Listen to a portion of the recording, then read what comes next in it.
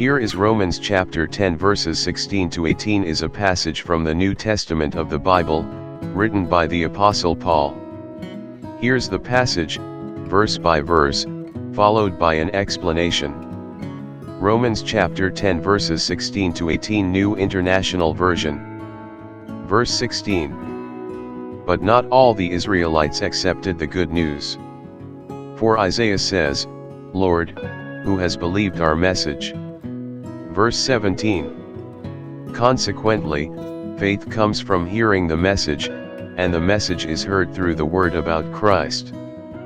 Verse 18. But I ask, did they not hear? Of course they did. Their voice has gone out into all the earth, their words to the ends of the world. Expounding the verses. Verse 16, rejection of the message. This verse references the prophecy of Isaiah, highlighting that not all people, especially the Israelites, would accept the gospel or good news of Jesus Christ. It points out the reality of disbelief and rejection even when the message is presented. Verse 17, faith through hearing. This verse emphasizes the importance of proclaiming the word of Christ.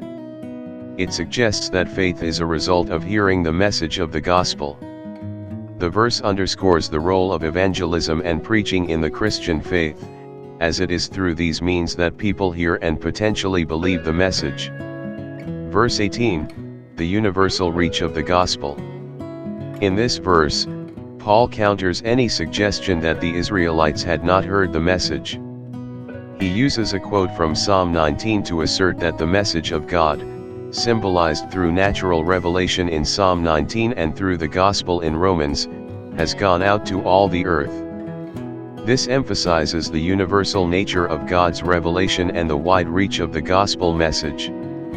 Overall, these verses in Romans 10 reflect on the challenges of disbelief among the chosen people of Israel, the centrality of preaching for faith to arise, and the universal availability of the message of the gospel. Paul is addressing both the historical context of his mission and the theological understanding of how faith is spread and received.